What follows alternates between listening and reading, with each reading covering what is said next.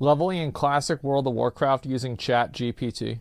So I've played what I would say is a decent amount of World of Warcraft. Okay, I started smart. playing back in Mr. Pandaria, which happens to be my favourite expansion. Yeah, Not so what? smart, Fight but me. okay. However, I played a lot back before this as well, using an ungodly amount of trial accounts. Back when you could buy a stack of trial codes for £1.50, and you had 14 days to play as far as you could. Although, even though I did play back in TBC and Wrath, I never wouldn't really pay got the that sub. far. Usually I was playing an undead of sorts, and getting to level 20 before my trial would run out.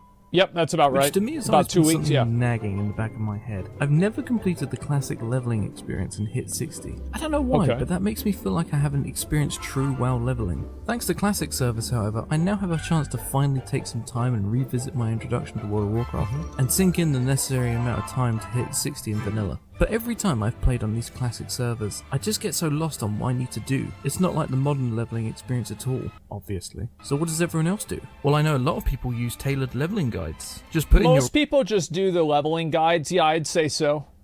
race and class, and it tells you everything you need to know about the best path for you to take. Seems decent enough, but these services often require you to pay, either a subscription or a one-off fee, and I'm a broke uni student, so there's no chance of that happening. But wait a minute, we're in the age of AI. Maybe I could just use it to level me through WoW.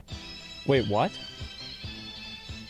No, not using one of those Chinese AI bots. Oh, I'm talking about okay. chatbots like ChatGPT. I'll just ask it to make me a free tailored leveling guide for Classic. That's smart. And so that's what I'm going to do. I'm going to take these So he got ChatGPT to write him a leveling guide for Classic WoW. Smart. Okay. state-of-the-art AI tools to completely tailor my experience for leveling in WoW. I'm going to ask it for a leveling guide, a talent tree build, even the professions I should take. Smart. I'm sure ChatGPT has all the best suggestions for this. Of course. Leveling in WoW using only AI recommendations. Okay, so first let's use ChatGPT to generate our leveling guide. Yes. I've settled on making an Orc Warrior for this run, so I'll just ask it to make a leveling guide for an Orc Warrior in Classic World of Warcraft.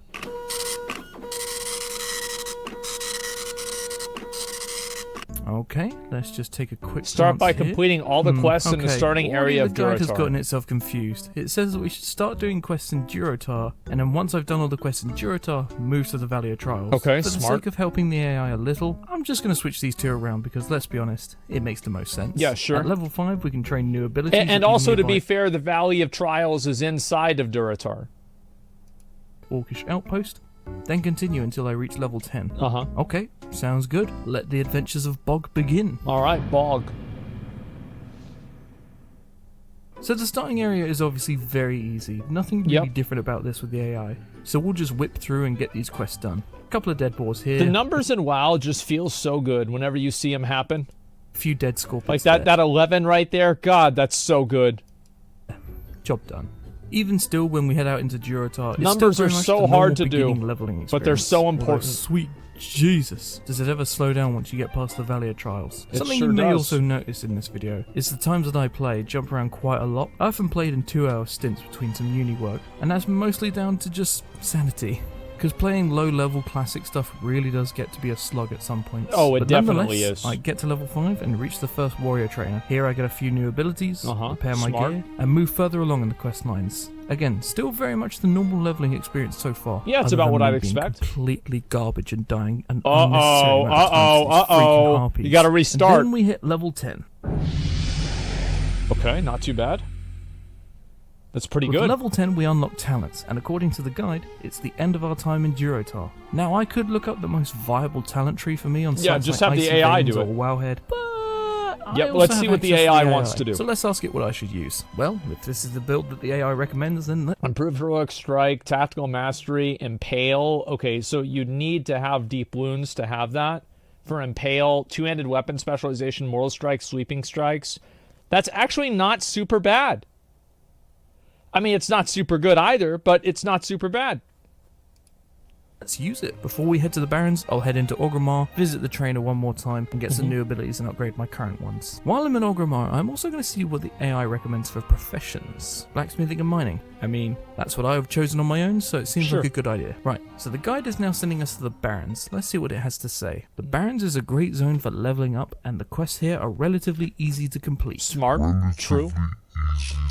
They're easy, they just take forever. So for the first few quests, it's a lot of killing. Like, genuinely A lot. mass genocide of the Barons. Yes. Razorbacks, plain striders, zebras, you name it. I'm probably gonna kill it. Problem is though, The first like month I played the game, I spent like 25 of those 30 days inside of the Barrens. I feel like the guide has sent me here a little early. These mobs hit hard for my current level, so it sometimes takes smart pulling and one-on-one combat. One cool thing that happened pretty early was the absolute G that just trades me a huge upgrade for my weapon. But even with this upgrade, I died way too many times for this quest. Like, I don't even think I can blame this on the guide. Did you play Alliance? I think I just After I played that character, with the way these quests are structured, I had a lot of hopping around between the Crossroads, Ratchet, and the northern part of the Barrens. Always doing like one quest and spending 15 minutes walking from area to area. It was long.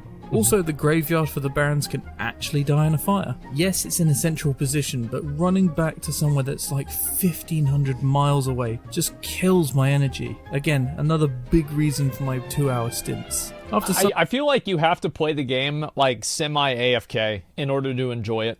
Sometime in the Barrens, I enlisted the help of a friend of mine who was also leveling a character. With someone else by my side, questing became a lot more bearable for this beginning stuff. Yep, there you go. We smashed out a lot of the quests and got me some much needed XP. We even blitzed a couple of quests that were decently higher level than we were. Oh, wow. After this side-by-side leveling, I managed to hit level 13 and got some decent upgrades. But unfortunately, I was still on the schedule that didn't quite match up with his, so I had to go it alone again. Eventually, I hit level 15, and according to the guide, I can now start looking for dungeon groups. I started by seeing if there are any Ragefire Chasm groups going, but again, due to my completely broken schedule, it was rare to see anyone online. Anybody doing RFC? Hey, anybody doing it? Let alone enough for a dungeon. Yep. So I continued questing in the meantime, waiting for a more likely time where I would get a group together. Then in another one of my sessions, I finally hit 16. And I was on at a more sensible time, so maybe I could get a group for Wailing Caverns together. True. I sat outside messaging the Zone and LFG chat looking for anyone. A lot of people want to do it. When suddenly, a Tauren appears almost out of nowhere and asks if anyone's looking to run it too. I whisper and set up the group, so now we can start looking for our remaining members. We wait just a little bit longer and another rando just spawns out of nowhere and wants in on our group, which is really handy. Finally, we have a group, and we begin to make our way down to the entrance. Holy shit. The group comp is alright, but I have a feeling some of these players haven't played Classic before, judging by some. It's good to see people still playing the original game, man. Like, you know, not even hardcore, not some kind of like new thing, but just playing Classic WoW. Questions they had pre-dungeon. That's great. I'm not fussed. I'd rather have a group than just sitting outside waiting for someone specific.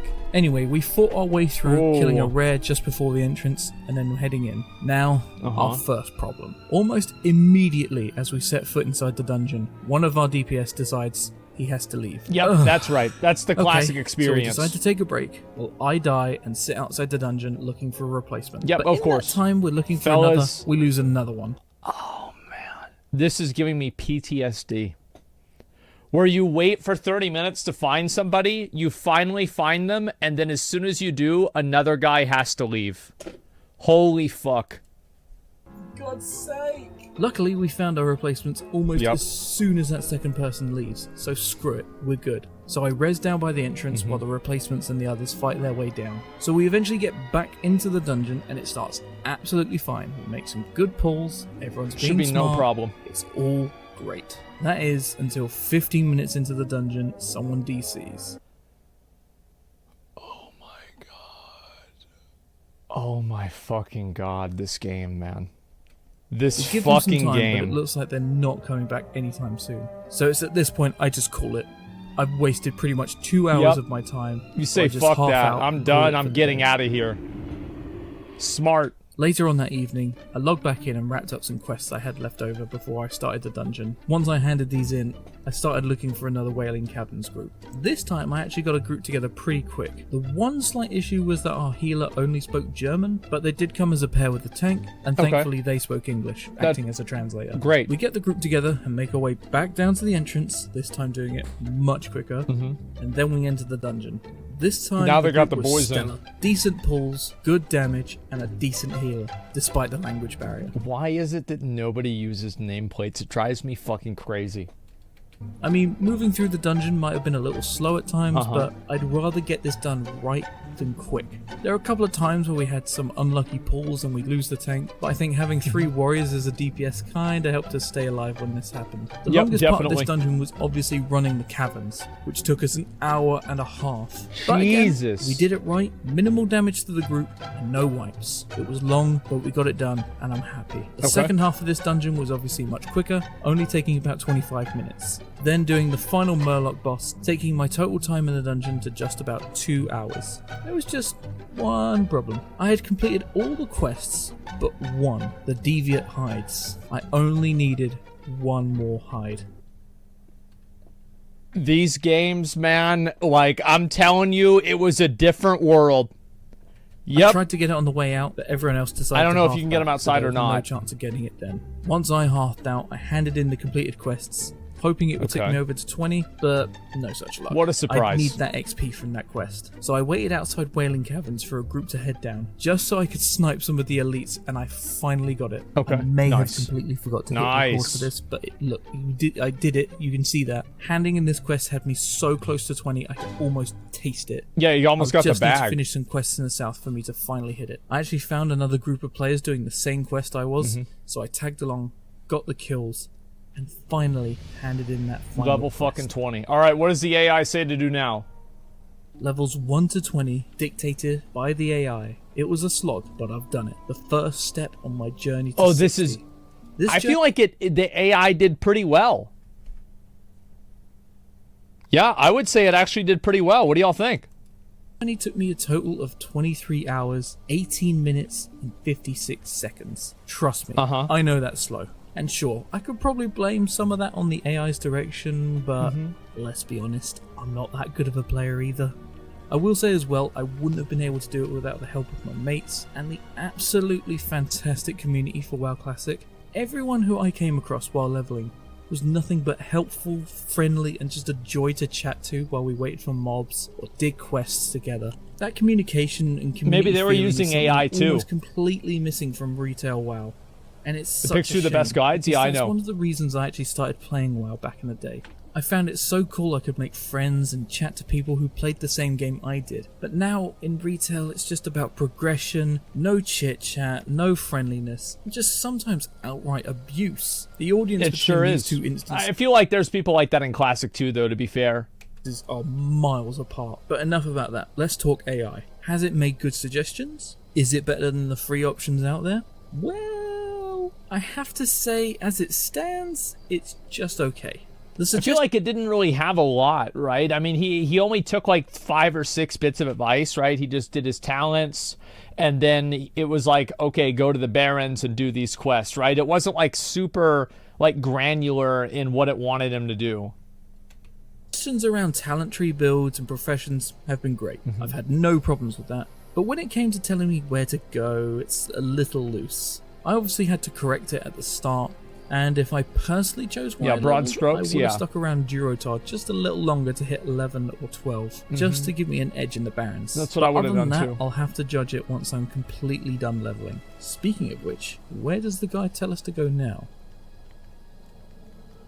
Looks like my next foray will be into the forests. Oh yeah, of course. Of Ashenvale. Yeah, I wonder if they can get it to tell him each quest to do, because I think that would be way more interesting to see how good it could actually be. Like, how many decisions can he have the AI tell him to do?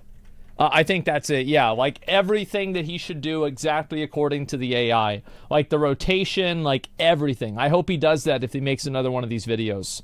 This is cool.